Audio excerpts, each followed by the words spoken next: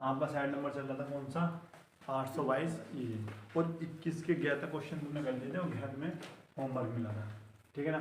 अब देखो माध्यक याद करना, ठीक है। वर्ग अंतराल तुम्हें दे रखा 0 से 10, 10 से 20, 20 से 30, 30 से 40, 40 से 50, ठीक है। और यहाँ पर बारंबार था 5, 8, 20, 15, 7 आपको दे रखी है। उसके बाद क्या निकालते हैं, संचय बारंबार था।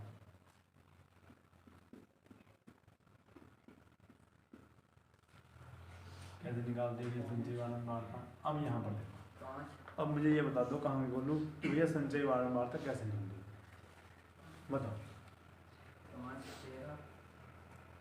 देखो 5 का 5, अभी 5 8 में हो जाता, 8 5 13 में को 20 जोड़ दो क्या हो गया आपका 33, 33 में को ये जोड़ो क्या हो गया आपका 48, 48 में को 7 जोड़ दो क्या हो गया आपका 55, ठीक है। इस प्रकार से यहाँ पर आ जाता है। अब इन्हें जोड़ो, इन्हें जब इन्हें आप जोड़ते हो तो यही आ रहा आपका, चाहे आप जोड़ भी दो, जोड़ के भी आपको क्या ना 55, तो n का मान क्या हुआ ये आपका 55। अच्छा n अपॉन 2 का मान अगर मैं पूछता हूँ तो क्या करोगे आप 55 अपॉन 2, कहीं गलत हो गया क्या, 55 याद आ ना। अच्छा यहाँ बताओ 2 दूनी 4, 27.5 आपका। और अब बताइए कहाँ पर आ गया भैया, अगर हम बात करें तो यहाँ पर टिक लगा देंगे और इसको हम मान लेंगे CF, इसके सामने वाले को हम मानते हैं F, ये L1 और ये आपका L2। उसके बाद अगर हम बात करें तो ये तो भैया L1 की वैल्यू यहाँ पर लिख देते हैं 20, और अगर H की बात करें तो कितने का अंतर है भैया 10 का। अच्छा मैं तुम्हें बता दूँ किस प्रकार से निकलता है, कुछ को पता ही नहीं होगा। क्या है आपका 30 माइनस 20 कितना आया आपका 10, ठीक है। उसके बाद F का मान जो है आपका 20, उसके बाद ये तो आपका ठीक है CF की वैल्यू क्या है आपका, ठीक है। अच्छा अब माध्यक बराबर क्या होता है, माध्यक बराबर L1 plus n upon 2 minus CF upon H गुणा F गुणा H, ये होता है, ठीक है। अच्छा L1 की वैल्यू कितनी है आपकी 20 प्लस ये कितना है आपका 27.5, और माइनस CF की वैल्यू कितनी है आपकी 13, और F की वैल्यू कितनी है भैया 20, और H का मान कितना आपके पास 10, कितनी बार हो गया 2 बार यहाँ पे चले जाता है, तो 20 प्लस, अब देखो इसको हमको घटाना है भैया, तो 0.5 तो इसी प्रकार से आएगा, और यहाँ पर आएगा 14.5, ठीक है ना। अब यहाँ पर देख लेते हैं, इस प्रकार से आपका ये हो जाता है 20 प्लस, अब देखो इसे काटना, सबसे पहले 2 ढाई 20, 2 सत्ते 14, 2 दूनी 4, 0.2 10, ठीक है। अब चूंकि नीचे एक जीरो है तो पॉइंट एक संख्या पहले जाएगा, यानी 7.25, तो आपका जो आंसर आता है 27.25, ये आपका माध्यक, चेक कर लीजिएगा, ये आपका आंसर होगा। कितने नंबर में है क्वेश्चन भैया 2 नंबर में, नोट करो। देखो भैया ये क्वेश्चन बहुत इंपॉर्टेंट है, इज्जत का क्वेश्चन आता है। क्वेश्चन क्या है ध्यान सुनो, पहले दिया है HCF। अब देखो तुम्हें एक फॉर्मूला लगाना है HCF निकालने का, ये जो LCM या HCF कुछ भी निकाल सकते हैं इससे। 2 संख्या दे रखी हैं 255 867 का जो HCF है, यानी हिंदी में अगर मैं बात करूं तो मैथ है, आपको दे रखा कितना 51, और LCM इन दोनों का हमें निकालना है, ठीक है भैया। LCM इन दोनों का निकालना है, तो मैंने एक संख्या बताई है तुम्हें, एक सूत्र बताया था, पहली संख्या गुणा दूसरी संख्या लेसन गुणा मैथ, ये फॉर्मूला है, ये याद कर लेना भैया, ठीक है ना। पहली संख्या क्या है 200 गुणा दूसरी संख्या 800, और लेस दे रखा मैं से दे रखा, इसका मतलब लेस हमें निकालना है, यहाँ पर बराबर का चिन्ह लगाते हैं और ले से हमें वैल्यू निकालनी है और में से 51 दे रखा है। गुणा में कहाँ पहुंच जाएगा भैया? भाग में।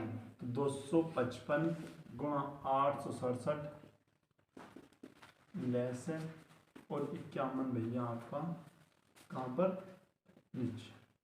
ठीक है, अब तुम देखो 51 का पढ़ा पढ़ो, 51 का 51 अब याद तो होगा नहीं। और सीधी सी बात देखो, अगर मैं 51 5 से गुणा कर दूं तो 5 का 5 5 पंजे 25, इसका मतलब ये 5 बार सीधा सीधा जा रहा है। तो एलसीएम बराबर जो होगा आपका 5 7 35 हासिल 3 5 6 3 से 3 33 हासिल 3 5 8 40 से 3 43। तो जो लैसा आएगा आपका 4335 आएगा। क्वेश्चन नंबर 6 भैया बहुत ज़्यादा इंपॉर्टेंट है, नोट करो।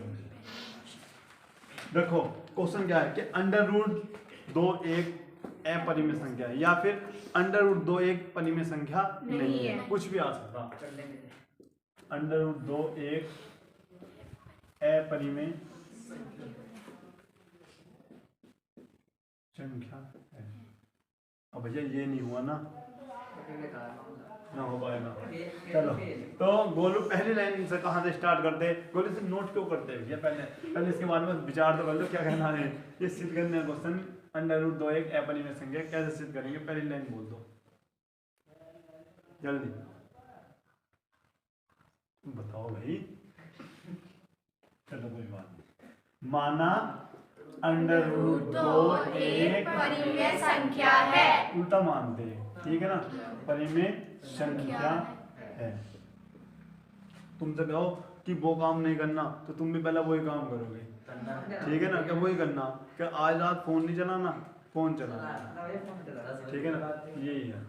अगर मैं तुमसे कहूँ वीडियो लाइक नहीं करनी तो पहले लाइक करोगे, जिस दिन कहूँगा लाइक करो उस दिन लाइक नहीं करते, ठीक है ना? ये हिसाब है। जब परिमेय संख्या मान सिद्ध करनी तो क्या मानेंगे उसे? परिमेय संख्या मानेंगे। तो परिमेय संख्या मानेंगे तब under root 2 a upon b, ठीक है, जहां a कोमा b a क्या है? पूर्णांक है, पूर्णांक है। जहां a नहीं सॉरी जहां b does not equal to 0, ठीक है, ये हुआ। अच्छा अब क्या करेंगे? दोनों ओर करने पर भैया लास्ट वाला करवा दूंगा ऐसा क्वेश्चन, इसके बाद तुम्हें खुद ही करना चाहिए। क्या हुआ बंदा? दोनों ओर वर्ग करने। अच्छा चलो, दोनों ओर वर्ग करने पर जब हम दोनों ओर वर्ग करेंगे तो अंडर रूट 2 का इधर वर्ग कर दिया और यहाँ पर हमने इसका वर्ग कर दिया, ठीक है। तो आप लिखते हो यहाँ पर 2 हो जाता है और यहाँ पर a square upon b square, ये आपका इधर जाएगा 2b स्क्वायर। तो हमने एक लाइन लिखी, पहली बात लिखते समीकरण नंबर 1 मान लो, उसके बाद क्या लिखेंगे? 2a स्क्वायर को विभाजित करता है, उसके बाद 2a को भी विभाजित करता है, विभाजित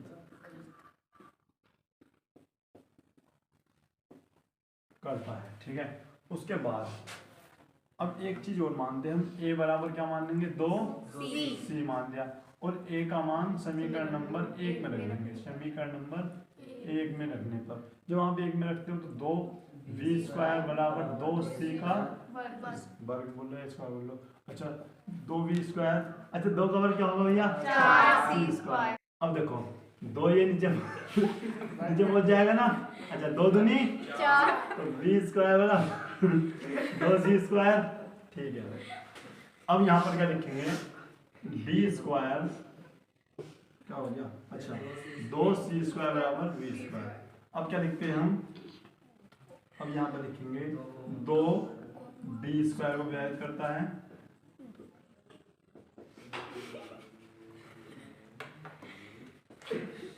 अच्छा दूसरी लाइन 2b को भी विभाजित करता है।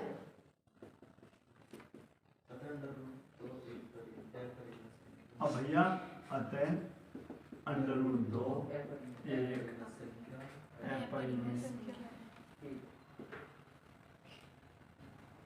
कुछ नहीं करना भैया, कुछ भी।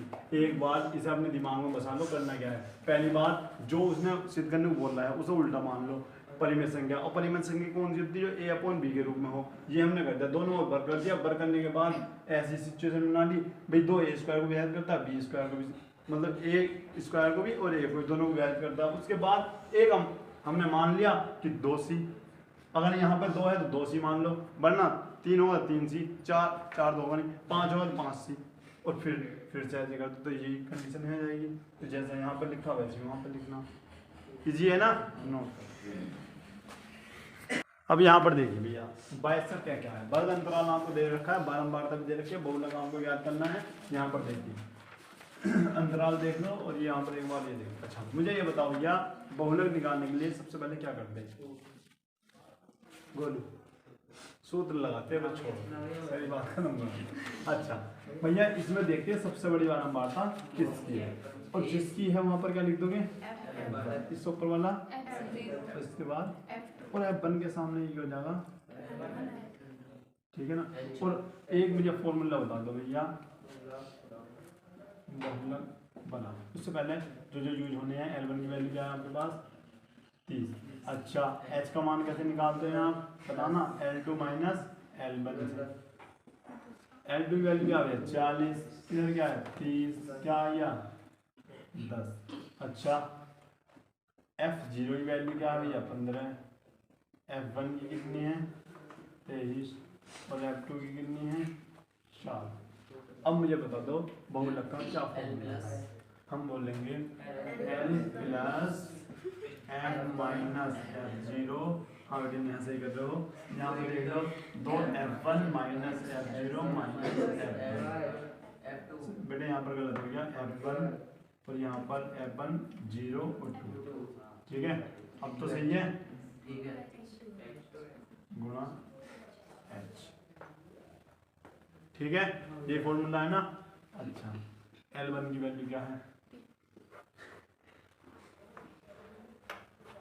30। अच्छा प्लस F1 की वैल्यू कितनी है आपके पास? 23, माइनस कितना करना है? 15। 2 गुणा 23 माइनस 15 और माइनस 4, और H की वैल्यू क्या है भैया आपके पास? 10। 30 प्लस, अब कितना बचा? 8। ये कितना हो गया? 46 माइनस ये कितना हो गया भैया आपके पास? 22 गुणा 10। अच्छा उसके बाद 30 प्लस 8, कितना बच गया आपका? ये 4 और 2 24 गुणा 10। 8 ही करना, 8 दिया 24। अब यहाँ पर देख लो भैया, ये क्या है आपके पास?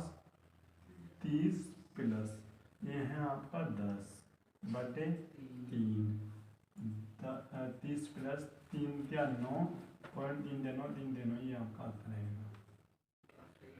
जब आप इसे जोड़ते हो तो 33.3, क्या ये आंसर आ रहा है? नोट कर दो। यहाँ पर देख लो भैया, अगर 22 के ख की बात करें तो ये पाठ्यक्रम में आपके नहीं है, और ग की बात करें तो ग यहाँ पर क्या है?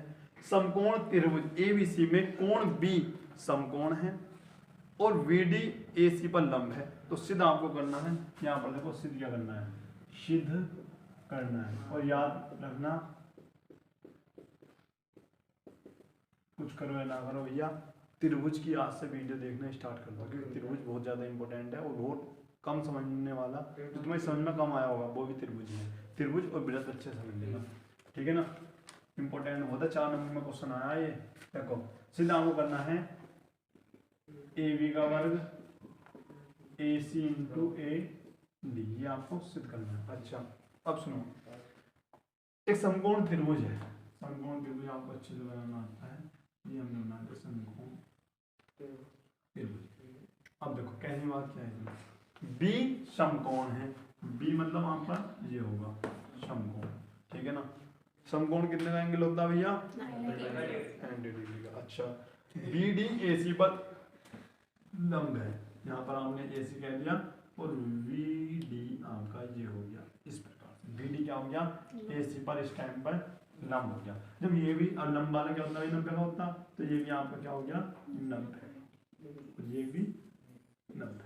ठीक है, अच्छा उसके बाद ये आपको सिद्ध करना है। तो हम करते क्या है, सिद्ध करने से पहले लिखते हैं त्रिभुज ए बी सी में ए बी सी और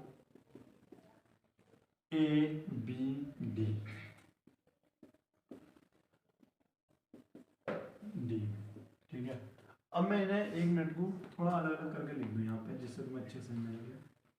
ये ए बी सी और यहाँ पर जो है यह इस प्रकार से भैया, अगर आपको अच्छे से दिख रहा हो तो, क्योंकि 90 वाला ही है ना, तो देखो ध्यान से देखो, तो ये आपका ए है, ये बी है और ये क्या है डी, ये 19 का और यहाँ पे ये 90। दिख रहा सबको? अच्छा देखो ये ऐसे है, मैंने ऐसे लिख दिया और ये तो पूरा ऐसे है ही। अच्छा उसके बाद यहाँ पर देखते हैं हम, सबसे पहले इनमें कौन सी चीज कॉमन सी आपको लग रही होगी। तो यहाँ पर देखते हैं दोनों त्रिभुज में पहली बात तो आपको बी डी के बराबर लग रहा होगा। बी जो है एंगल डी के बराबर है, क्यों? समकोण त्रिभुज, समकोण। अच्छा उसके बाद एक चीज हो रहा है भैया, अगर मैं बात करूं यहाँ पे ए और यहाँ पे ए, दोनों क्या है उभयनिष्ठ है। क्या लिखता हूँ यहाँ पे उभयनिष्ठ। ठीक है, उसके बाद बात करते हैं हम ए समरूपता कसौटी से। क्या लिखते हैं भैया कि ये त्रिभुज क्या होंगे, त्रिभुज ए बी सी समरूप होगा त्रिभुज ए बी डी, ये है ना।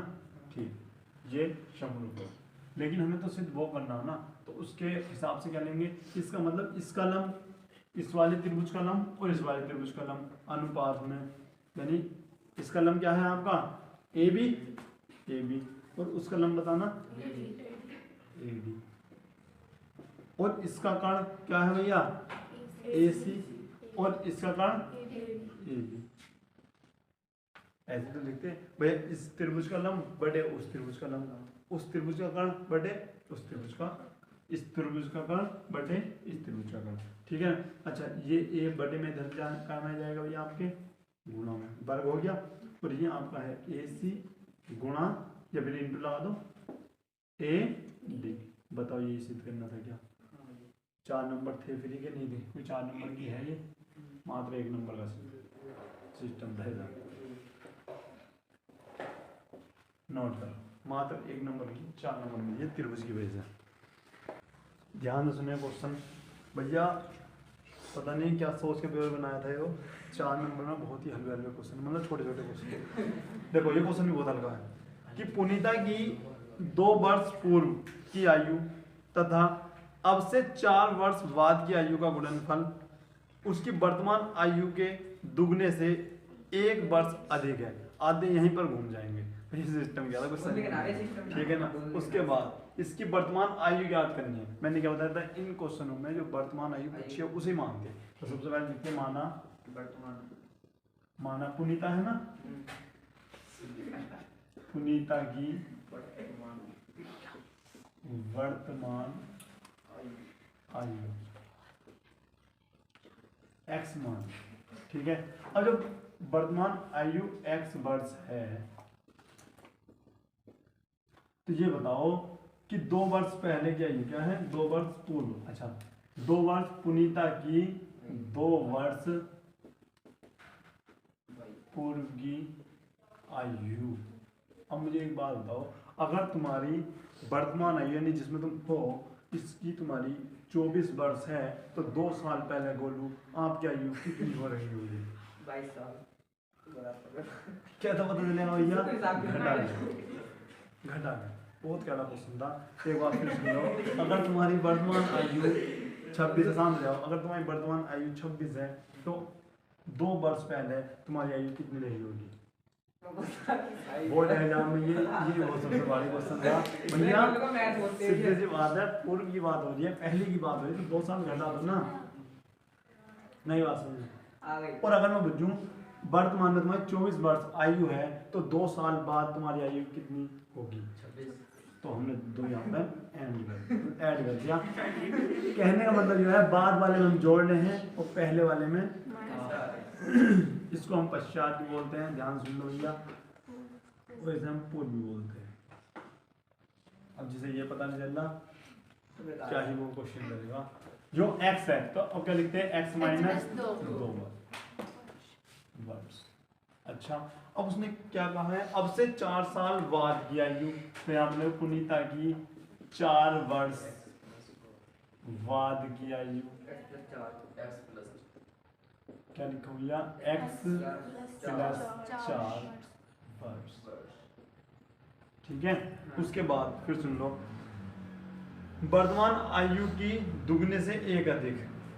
चलो भाई अब प्रश्नानुसार देख लो, प्रश्नानुसार क्या कह रही है भैया, ये कहना चाह रहा है कि 2 वर्ष पूर्व की आयु अब से 4 वर्ष बाद की आयु का गुणनफल, यानी पूर्व की आयु तो ये हो गई, बीच में गुणा का चिन्ह, पॉइंट लगा दो, और प्लस में कितना कह रहा है, इसकी वर्तमान आयु के दुगनी, इसका दुगना क्या होगा भैया, का 1 अधिक, बस x का मान निकालना, वर्तमान आयु निकालनी, 3x बता दे रखते हैं। अब देखो इसकी यहाँ पे गुणा कर दो x स्क्वायर, इसकी यहाँ पे गुणा करो 4x और ये 2x और 2 चौका 8। ठीक है। अच्छा अब यहाँ पर देख लो भैया, कहीं ना कहीं तो मिस्टेक हुई है क्या, एक मिनट रुकना।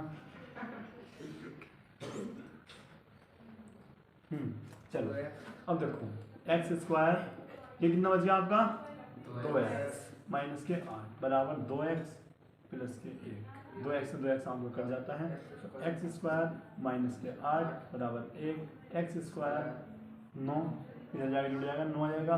अच्छा तो x का मान क्या आएगा, माइनस के 3 और प्लस के 3।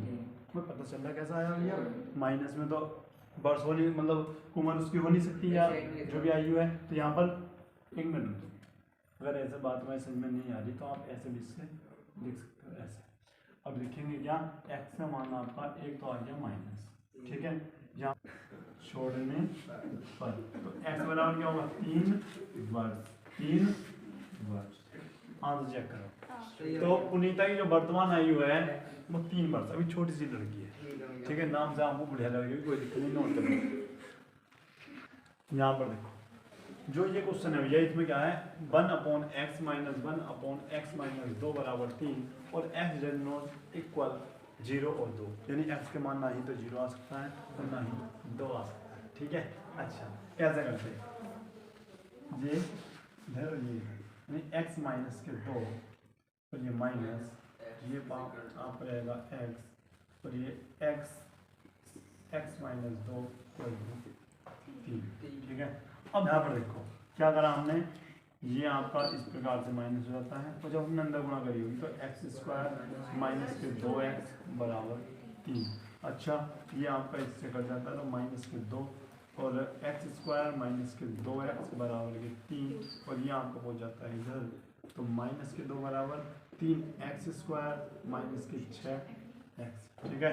अब करते क्या है, ये आपका प्लस उधर जाके हो जाएगा, ये इधर माइनस ही है, ठीक है, भाई नींद में तो नहीं हो, ये इधर माइनस है तो इधर जाके क्या हो जाएगा प्लस, ठीक है, 3x स्क्वायर माइनस के 6x और ये आपका हो गया प्लस बराबर 0, ठीक है। बहुत सुंदर। अच्छा 3x स्क्वायर माइनस के 6x, ये क्या पता नहीं, समीकरण बनानी थी क्या, बस बताओ, ये 4 नंबर में क्वेश्चन था, या तो इस पेपर को जिस स्टूडेंट ने दिया होगा उसकी किस्मत सही होगी, या फिर जिसने बनाया हो वो नशे में होगा, क्योंकि ये बताओ, तुम्हें बताओ 4 नंबर क्वेश्चन दिख रहा है आपको, हाँ ऐसा मान लो, ठीक है। ये तो कैसे लगी क्लास आज की, समझ में आई है, तो जल्दी मिलते हैं नेक्स्ट वीडियो में, तब तक के लिए जय हिंद, जय भारत।